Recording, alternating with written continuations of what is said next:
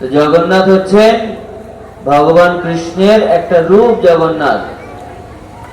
এই জন্য বাসুদেব ঘোষ আছেন মহাপ্রভুর পার্ষদ, তিনি বলছেন যেই গৌর সেই কৃষ্ণ সেই জগন্নাথ, এটা গিয়ে প্রচার করবেন বাড়ি বাড়ি।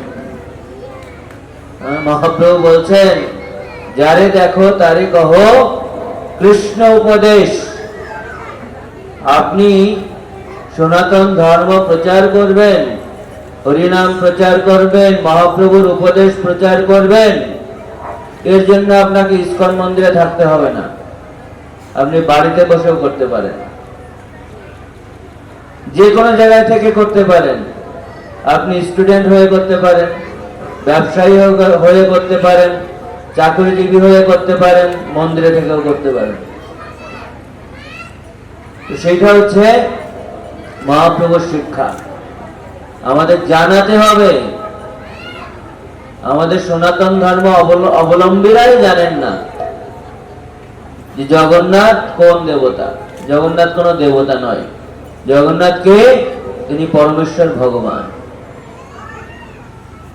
তো এই কথাটা আমাদের সম্প্রদায়ে অনেকেই যথাযথভাবে আমরা জানি না এবং অন্যকে জানাতেও পারি না, যার কারণে বলছে জগন্নাথকে। আমি বললাম জগন্নাথ হচ্ছে ভগবান কৃষ্ণ, আর এই যে বলদেব ওনার বড় ভাই বলরাম, আর সুভদ্রাকে, সুভদ্রা হচ্ছে তাদের ছোট বোন। এই তিনজন একসাথেই থাকে, যখন বাইরে বেরিয়ে আসে তখন তিনটা রথে আসে। কে আগে যায়? আগে যায় বলরাম, আর সুভদ্রা বোন দুই ভাইয়ের মাঝখানে প্রোটেকশন, আর সবসময় ওনারা একসাথে থাকে। তা আমি ভাবছিলাম যে বর্তমান যুগে ভাই বোন একসাথে থাকা খুব কঠিন। কঠিন না সহজ? সহজ যতক্ষণ পর্যন্ত ভাইদের বিয়ে না হয়, আর যখন বিবাহ হয়ে যায় তারপরে ভাইয়ে ভাইয়ে যদি মিল থাকে তো অবস্থা খারাপ। ভাইয়ে ভাইয়ে অমিলটাই তখন বাস্তবতা। কারণ কি? থার্ড পার্সন ঢুকে যাচ্ছে। এই জন্য আমি বলছিলাম যে জগন্নাথ বলদেব সুভদ্রা তারা ভাই বোনে এত মিলিত, মানে এত মিল তাদের, সবসময় একসাথে থাকে। দেখেন মন্দিরে এক জায়গায় আছে। যদিও দেখা যায় এই রথযাত্রা বা জগন্নাথ বলদেব সুভদ্রার রূপ যখন প্রকাশিত হয়েছে তখন কিন্তু দ্বারকা লীলায় দেখি বলরাম, ভগবান কৃষ্ণ এবং সুভদ্রা তিনজনেরই বিবাহ হয়ে গেছে, কিন্তু তাদের ভিতরে একটা ঐক্য আছে। কেউ ঢুকেও কোনো কাজে আসে না, কিন্তু এখন কেউ ঢুকলে কাজে এসে যায়। এই জন্য আমাদের জগন্নাথ বলদেব সুভদ্রার থেকেও শিখতে হবে কিভাবে ঐক্যবদ্ধভাবে থাকা যায়। ভাই বোনেরা, পঞ্চ পাণ্ডবদের কাছে শিখতে হবে ভাইয়ে ভাইয়ে মিল কিভাবে রাখা যায়। ভগবান রামচন্দ্রের কাছে শিখতে হবে। এখন তো ছোট্ট একটা জমি নিয়ে আমরা ঝগড়াঝাটি করি, আর ভগবান রামচন্দ্র তিনি পুরো রাজ্যটাই ভরতকে দিয়ে দিয়েছেন, আর ভরত মহারাজ পারলে রামচন্দ্রকে পুরোটা দিয়ে দেয়। এবং ভরত যে রামের অনুগত ভাই কিভাবে প্রমাণ করেছে? রামচন্দ্র যতদিন বনে ছিলেন ততদিন তিনি পায়ে কোনো জুতা দেননি, খড়ম পায়ে। যেহেতু রামচন্দ্র খালি পায়ে হাঁটবে, আমিও খালি পায়ে চলবো। রামচন্দ্র থাকবে বনে, উনি একটা ছোট্ট রাজপ্রাসাদে থাকেননি কখনো। কোথায় থাকতেন? নদীর পাশে একটা কুঠির বানিয়েছে, ছনের ঘর বলি আমরা, ছন বা কি বলে, আর কি বলে এখানে, ছন বোঝে সবাই? ছনের ঘর। কুঠিরে থাকতেন, সারাদিন রাজকার্য পরিচালনা করতেন, রাত্রে ওখানে ঘুমাতেন। এই হচ্ছে ভাইয়ের সাথে ভাইয়ের সম্পর্ক। আর এখন তো কাড়াকাড়ি, এখন কাড়াকাড়ি সম্পর্ক বেশিরভাগ। এক্সেপশন থাকবে, অবশ্যই আছে, কিন্তু বেশিরভাগ রামায়ণ মহাভারত ভগবান কৃষ্ণের এই সমস্ত লীলা না জেনে আমরা আরো বেশি বিভিন্ন ধরনের বিবাদে জড়িয়ে যাই। তাদের ভিতরে যে সম্পর্ক, তাদের ভিতরে যে মৈত্রী, সেটা দেখে আমাদের শেখা উচিত আমাদের ঐতিহ্যটা কি, আমাদের ঐতিহ্যটা কি, সংস্কৃতিটা কি, সেটা শিখে সেইভাবে আমাদের চলার চেষ্টা করা চাই। সেই সংস্কৃতিটাই আমাদেরকে আমাদের জীবনে প্রয়োগ করার চেষ্টা করা উচিত। এই জন্য ওই সাংবাদিকরা আমি বললাম যে এই জগন্নাথ, বলদেব, সুভদ্রা হচ্ছে কৃষ্ণ, তার বড় ভাই বলরাম আর তার বোন সুভদ্রা। তো এই তথ্যগুলো আমাদের সবার মাঝে ছড়িয়ে দিতে হবে। এখানে যদি 500 ভক্ত থাকেন, মহাপ্রভুর শিক্ষা হচ্ছে এই 500 ভক্ত যেখানে আছেন, বাড়িতে গিয়ে প্রত্যেকে একজন করে বলবেন। কতজনকে বলা হবে? কতজনকে বলা হবে? 500 জনকে বলা হবে। আপনারা 1000 জন হলেন, এই 500 জনকে আপনি বললেন যে তোমরাও একজন করে বলো, তোমরা একজন করে বলো। তাহলে 500 জন 500 জনকে বললে টোটাল 1000, আর 1000 জন আবার 1000 জনকে বললো, কত হলো? 2000 হয়ে গেল। 4000 জন আর প্রত্যেককে বললো, কত হলো? 8000 হয়ে গেল। তো সনাতন ধর্ম পিছিয়ে গেছে কিভাবে? না বলার কারণে। না বলার কারণে মহাপ্রভু শিখিয়েছেন, যারে দেখো তারে কহো কৃষ্ণ উপদেশ। কৃষ্ণের উপদেশ হচ্ছে ভগবদ গীতা। ভগবদ গীতার প্রচার করার জন্য সবাইকেই দায়িত্ব দিয়েছেন সনাতন ধর্ম অবলম্বী। আমরা করি না, যার কারণে আমাদের দেওয়ালে পিঠ থেকে গেছে। এখান থেকে আমাদের উত্তরণ ঘটিয়েছে শ্রীল প্রভুপাদের ইসকন।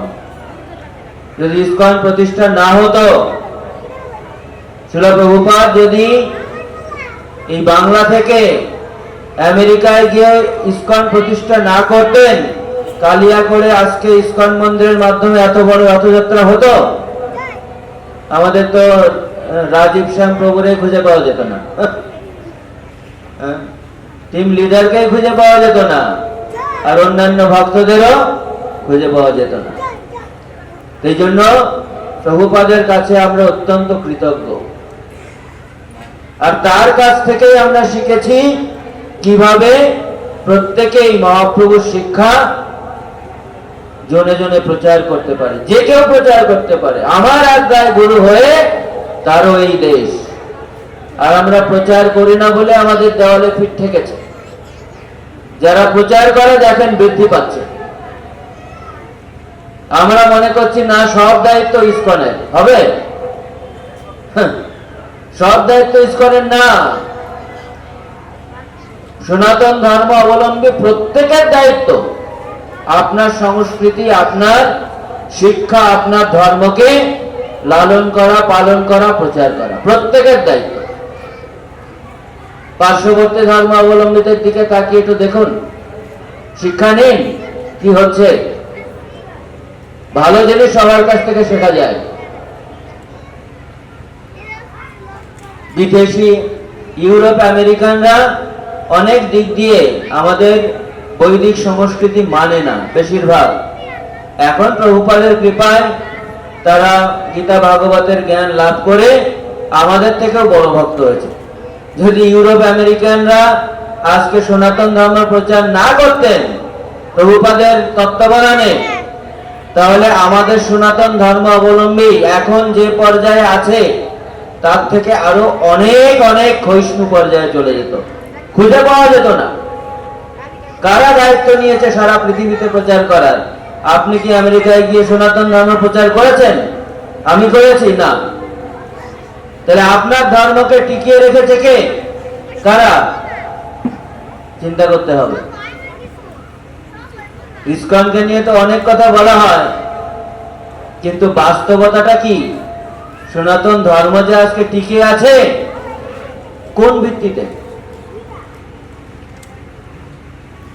কোন ভিত্তিতে টিকে আছে? সেই জন্য মহাপ্রভুর বাণী শ্রীল প্রভুপাদ হৃদয়ে ধারণ করে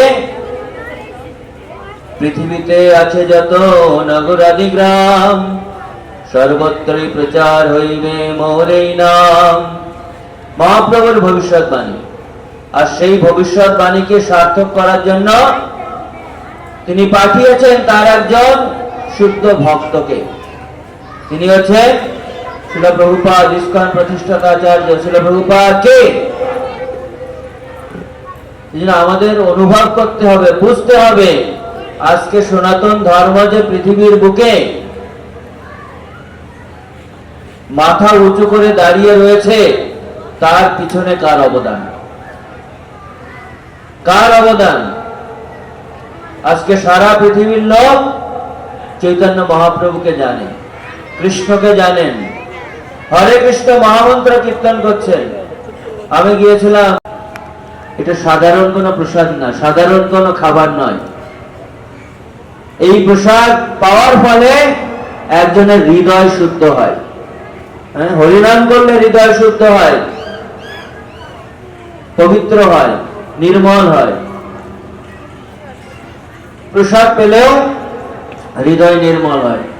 আপাত দৃষ্টিতে আমরা মনে করি অন্ন ডাল সবজি খিচুড়ি ফল পাচ্ছে, কিন্তু ভগবানকে ভোগ নিবেদন করা হলে তার স্বাদ পরিবর্তন হয়।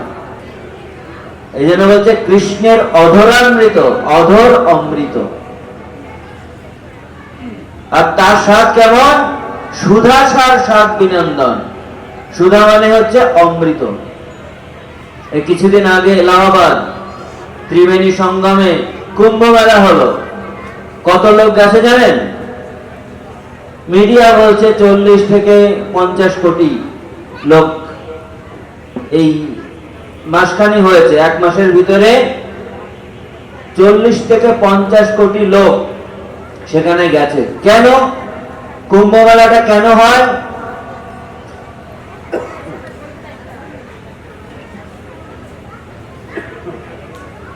কুম্ভ মেলাটা হয় এই কারণে, দেবতা এবং অসুররা যখন যুদ্ধ করেছিল, কিসের জন্য? অমৃতের জন্য। অমৃত উত্তোলন করেছে সাগর মন্থন করে। দেবতা এবং অসুর উভয়েই সেই সাগর মন্থনে অবদান রেখেছে। কেউ সেই বাসুকী নাগের মাথা ধরেছে, আর কেউ লেজ ধরেছে। দেবতা এবং অসুর ভাগ করে মন্দর পর্বত দিয়ে সাগর মন্থন করেছে। এরপর অমৃত উত্থিত হয়েছে। এই অমৃত নিয়ে এখন ঝগড়া বেঁধে গেছে। কারা আগে খাবে? দেবতারা আগে খাবে না অসুররা আগে খাবে? আর অসুররা যখন নিয়ে ছোটাছুটি করছে, অসুরদের ভেতরে ঝগড়া লেগেছে কোন অসুর আগে খাবে। প্রথম দেবতা আর অসুররা ঝগড়া বেঁধেছে, এরপর অসুররা ঝগড়া, কে আগে খাবে এই অমৃত। এরপরে ছোটাছুটি শুরু হয়েছে। দেবতারা তো আর মাটিতে দৌড়ায় না, উপরে সব স্পেস। তো ছোটাছুটি করতে করতে এক ফোঁটা অমৃত এই ত্রিবেণী সঙ্গমে পড়েছে। এক ফোঁটা, 4 ফোঁটা পড়েছিল। এক ফোঁটা ওখানে, এক ফোঁটা নাসিক, নাসিক একটা জায়গা আছে, আমি গিয়েছি ভারতে। আর এক ফোঁটা পড়েছে উজ্জয়িন, আর একটা হচ্ছে এটা কি বললো, এলাহাবাদ না। তো 4 জায়গায় পড়েছে। এই এক ফোঁটা অমৃত পড়েছে, তার জন্য 50 কোটি লোক এলাহাবাদে গেছে। 50 কোটি লোক এলাহাবাদে গেছে।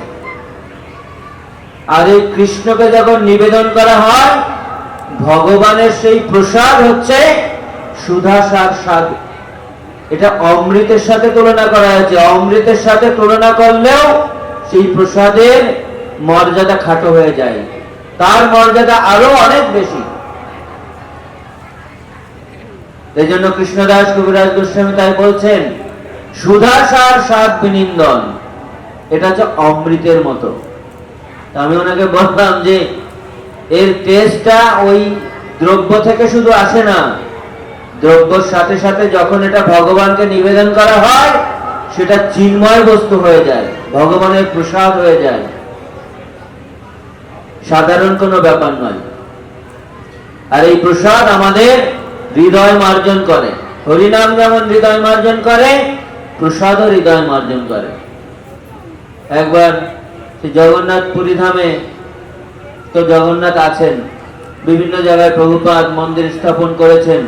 মায়াপুরে একটা জগন্নাথ মন্দির আছে, রাজাপুর, ওখানে অনেক পুরানো মন্দির, ওখানেও জগন্নাথ এক জায়গায় লুকানো ছিল। আমাদের ইস্কন ভক্তরা এসে সেটা স্বপ্ন পায়, পেয়ে ওই মন্দির উদ্ধার করে। জাগ্রত জগন্নাথ, যদি যা যে যা প্রার্থনা করে পেয়ে যায়, এত পাওয়ার জগন্নাথের ওখানে। তো ওখানে একটা লীলা আছে, প্রসাদের লীলা বলছি। প্রসাদকে অবজ্ঞা করলে বলদেব এবং সুভদ্রা দেবী অনেক রাগান্বিত হয়। তো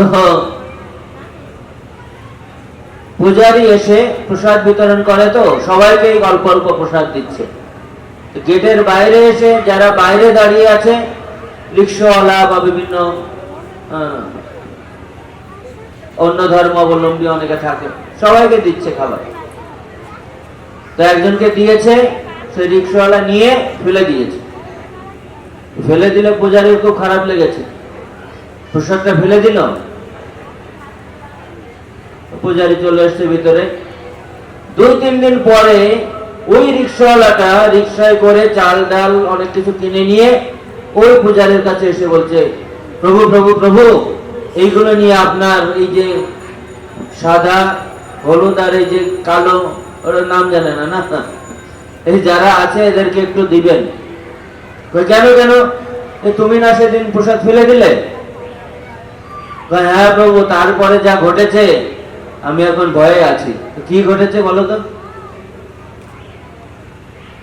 আচ্ছা, আমি ঘুমিয়েছিলাম, কি যে হলো, স্বপ্ন দেখলাম না বাস্তব হলো, আমি কিছু বুঝতে পারলাম না ঘটনাটা। পরে দেখি স্বপ্ন হলে তো এইরকম মানে প্রকাশ্যে এটা দেখাও যায় না, কিন্তু আমার তো প্রকাশ্যে অনেক সিমটম দেখা দিচ্ছে। কি? আচ্ছা, আমাকে ওই যে সাদা এই লোকটা এসে এমন মার দেওয়া শুরু করলো, এই দাগটা হয়ে আছে দেখেন আমার গায়ে, চোখে মুখে দাগ হয়ে আছে, এমন মার দেওয়া শুরু করলো, আমি তো হতভম্ব হয়ে গেছি। স্বপ্ন দেখছি না কি করছি। আর এই যে হলুদ, ওই যে মেয়েটা, ও বলছে আরো মারো, একে আরো মারো, এ আমার ভাইয়ের পোশাক ফেলে দিয়েছে, আরো মারো। ডেঞ্জারাস ব্যাপার। তবে আপনাদের এই কালো যে লোকটা আছে না, খুব দয়ালু, বলছে না না এখন ছেড়ে দাও ছেড়ে দাও ছেড়ে দাও। এই লোকটা খুব দয়ালু আছে। জগন্নাথ খুব দয়ালু। এটা ডাইরেক্ট প্রসাদ অবজ্ঞা করলে ওই মন্দিরের লীলাটা আছে যে বলদেব এসে তাকে সরাসরি প্রহার করছে। সুভদ্রা দেবীও খুব ক্ষেপে গেছেন, ভাইয়ের প্রসাদ ফেলে দিয়েছে। পরে এসে অনুনয় বিনয় করে সে সবকিছু কিনে নিয়ে এসছে বাজার থেকে। না, ওনাদেরকে শান্ত রাখতে হবে, নাহলে আবার পরে কি হয়।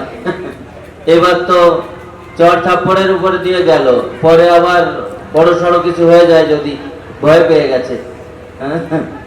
তো এইভাবে বলদেব, সুভদ্রা, জগন্নাথ, তাদের প্রসাদের যে মহিমা, এটা যে সাধারণ কোনো বস্তু না, সেটা আমাদের বুঝতে হবে। আমি মহাবিষ্ণু স্বামী মহারাজ আছেন, উনি বাংলাদেশে এসেছিলেন আগে কয়েকবার, ওনার ইংল্যান্ডের উনি আছেন। তো উনি ওনার ভক্ত হওয়ার জীবনের কাহিনী বলছিলেন। এই সিলেটে পনতীর্থ সুনামগঞ্জে ওই জায়গায় আমি বাংলায় অনুবাদ করছিলাম। উনি বলছিলেন যে আমি গ্রাজুয়েশন শেষ করে আমেরিকায় গিয়েছিলাম, ওখানে ইসকনের এই ব্যাক টু গডহেড ম্যাগাজিন পেয়েছিলাম, কিন্তু আমাকে এত আকৃষ্ট করতে পারেনি। পরে আমি যখন আবার ফিরে এলাম লন্ডনে, এসে একদিন খুব ক্ষুধা লাগছে, আর ক্ষুধা লাগার পর আমি কি করব, আমি জানতাম এই হরে কৃষ্ণ টেম্পলে খাবার দেয়। এটা চিন্তা করে আমি হরে কৃষ্ণ টেম্পলে গেলাম। এই হরে কৃষ্ণ টেম্পল, ইসকন টেম্পলে যে খাবার দেয়, এটা বিদেশে অনেকেই জানেন, এবং আপনারা শুনে থাকবেন স্টিভ জবস, অ্যাপল বা আইফোনের যিনি প্রতিষ্ঠাতা মালিক বলতে পারেন, স্টিভ জবস, তিনি বলছিলেন ছাত্র জীবনে আমি এত গরিব ছিলাম। আপনারা শুনেছেন কেউ স্টিভ জবসের লেকচার? হরে কৃষ্ণ টেম্পলে গিয়ে আমি খাবার খেতাম, সারা সপ্তাহের সব থেকে পুষ্টিকর খাবার আমার। আর সারা সপ্তাহের ভিতরে আমার ক্ষমতা ছিল না যে আমি ক্রয় করে ভালো মানের খাবার খেতে পারি। এই জন্য 7 কিলোমিটার হেঁটে যেতাম। আপনারা কয় কিলোমিটার হেঁটে আসছেন? আপনাদের এত হাঁটার দরকার না, এখন সুন্দর ব্রিজ হয়ে গেছে, রিক্সায় চলে আসতে পারেন। ওনার কাছে টাকা ছিল না যে তিনি গাড়ি করে যাবেন সেখানে। স্টিভ জবসের মতো ব্যক্তি, তিনি বলছেন I use to walk for 7 kilometre, 7 kilometre হেঁটে গিয়ে খাবার খেতাম। সেজন্য ইসকন মন্দিরগুলো বিখ্যাত বিভিন্ন দেশে, যে এরা ফ্রি খাবার বিতরণ করে। তো মহারাজ গিয়ে, তখন মহারাজ হননি, গিয়েছে ইসকনে, ক্ষুধা লাগছে, যে কিছু খাবার টাবার আছে, একটু ক্ষুধা লেগেছে। তো একজন ভক্ত বলছে আপনি বসুন, এখন তো টাইম শেষ, আমি দেখি কিছু আছে কিনা। তো গিয়ে দেখে সব শেষ, শুধু ডাল আছে, মানে স্যুপ। বিদেশে ডাল বললে বুঝবে না, স্যুপ। স্যুপ এক গ্লাস নিয়ে এসে ওনাকে দিয়েছে। আর উনি যখন এই স্যুপটা পান করেছেন, উনি চিন্তা করছেন এটা কোন প্ল্যানেট থেকে এসছে, কোন গ্রহ থেকে আসছে, এইরকম গন্ধ আর এইরকম স্বাদ আমার জীবনে আমি কখনো পাইনি। অনেক খাবার খেয়েছি ইউরোপে, আমেরিকায়, বিভিন্ন দেশে, কিন্তু এইরকম খাবার কখনো আমি খাইনি। এই শুধুমাত্র খাবার খাওয়ার জন্য এই আশা শুরু হলো ওনার ইসকন মন্দিরে। খাবার খেতে হবে, খাবার জানে, প্রসাদ বোঝে না, কিন্তু এগুলো সব ভগবানকে ভোগ লাগানো। আর এই খাবার খেতে খেতে খেতে খেতে আস্তে আস্তে ইসকনে যোগদান করলেন। আর এখন তিনি হচ্ছেন ইসকনের অন্যতম সন্ন্যাসী। বুঝতে পারছেন শুরু হয়েছে কোথা থেকে? এক গ্লাস ডাল থেকে। বিদেশি, তাদের খাবারের কোনো অভাব নাই, কোনো কিছুর অভাব নাই, কিন্তু প্রসাদের যে স্বাদ, এটা লাভ করার পর অন্য কিছু আর ভালো লাগেনি। এখন তিনি সারা পৃথিবী ঘুরে ঘুরে, আপনারা দেখবেন মাথায় এক ধরনের মুকুট মতো, সামনে জগন্নাথের দুটো চোখের মতো, আর এই হারমোনিয়াম, অ্যাকর্ডিয়াম বলে এটাকে, এটা বাজিয়ে বিভিন্ন দেশে কীর্তন করেন। কেউ দেখেছেন? ফেসবুকে দেখেছেন? দেখেননি আপনারা? দেখেছেন? এই যে সাক্ষী আছে, উনি আসতেন আগে বাংলাদেশে। তো এই ব্যক্তি ওখান থেকে এই পর্যন্ত এসছেন। এখন তিনি সারা পৃথিবীতে, উনি ব্রিটিশ, সারা পৃথিবীতে ধর্ম প্রচার করে বেড়াচ্ছেন, সনাতন ধর্ম। কোথা থেকে শুরু? এক গ্লাস ডাল প্রসাদ থেকে। সেই জন্য প্রসাদকে কেউ সাধারণ ভাবে নেবেন না, এটা অনেক পাওয়ারফুল। আমাদের মতো যত অধপতিত পাপী লোক আছে, তাদেরকেও শুদ্ধ করে ফেলছে। এই জন্য ভক্তি পুরুষোত্তম মহারাজ আছেন আমাদের, উনি পুরীধামে আবির্ভূত হয়েছেন। উনি বলেন কলিযুগের লোক হচ্ছে সুপার লেজি। সুপার লেজি বলতে কি বলে? মহা অলস বলতে পারেন। অলসটা একটা মান আছে তার, আর এটা হচ্ছে মহা অলস। কি জন্য মহা অলস? চৈতন্য মহাপ্রভু তিনি এসেছেন কলিযুগের মানুষ, তারা অনেক অধপতিত, এই কারণে খুব সহজ সরল পন্থা নিয়ে এসেছেন। অন্যান্য যুগে সত্য ত্রেতা দাপর যুগে মানুষ হাজার হাজার বছর ধরে সাধনা করত। একজন ঋষি আছে, ওনার নাম হচ্ছে সৌবরে ঋষি। উনি জলের নিচে 60,000 বছর, মাত্র 60,000 বছর সাধনা করেছিলেন। তখন আয়ু ছিল এরকম 1 লক্ষ বছর। এখন আমাদের যদি বলা হয় আপনি 60 মিনিট বসে থাকেন জলের নিচে, কাউকে খুঁজে পাওয়া যাবে না। হ্যাঁ, আরে 60 সেকেন্ড থাকেন, তারপরেও যে কয়জনকে খুঁজে পাওয়া যাবে কঠিন আছে।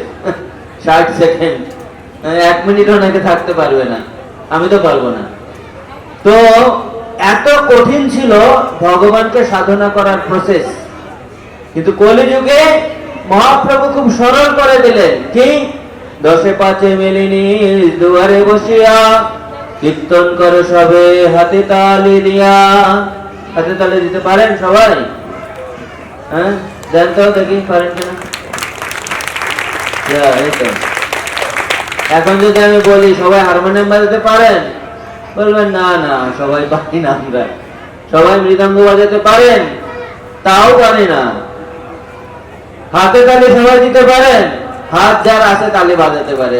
কেউ তালে বাজাক আর বেতালে বাজাক, তাল হোক আর বেতাল হোক, হাত থাকলে তালি দিতে পারবে। অনেকে বেতালে দেয়, ঠিক আছে, কোনো অসুবিধা নেই।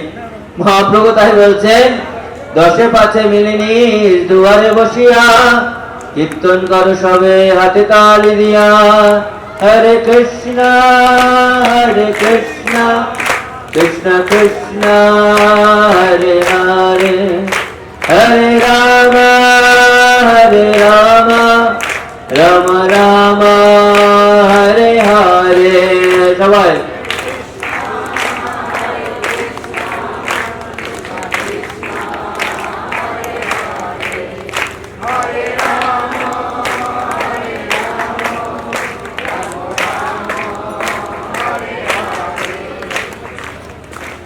আমি কিন্তু সবাইকে দেখতে পাচ্ছি। আমরা ভাববেন না যে আমরা নিচেই বসে আছি, কি করছি না করছি কেউ জানে না। আমি এখানে উপরে আছি তো এই জন্য সবাইকে দেখতে পাচ্ছি। এই মহাপ্রভু যে ভক্তি পুরুষোত্তম মহারাজ যে বললেন আমরা সুপার লেজি, এখানেই প্রমাণ। বুঝতে পারছেন? আমি দেখছি কেউ মোবাইল ঘাটছে, কেউ এদিক তাকিয়ে বসে আছে, কেউ অবাক হয়ে আছে কি হচ্ছে এখানে। মনে হচ্ছে আমি অন্য কোনো ভাষা টাষা বলছি। হ্যাঁ, এই জন্য মহাপ্রভু বললেও আমরা এই সহজ পন্থাটা করতে সুপার লেজি। হাতে তালি দিয়ে হরিনাম আমরা করতে অনেকেই করি নাই।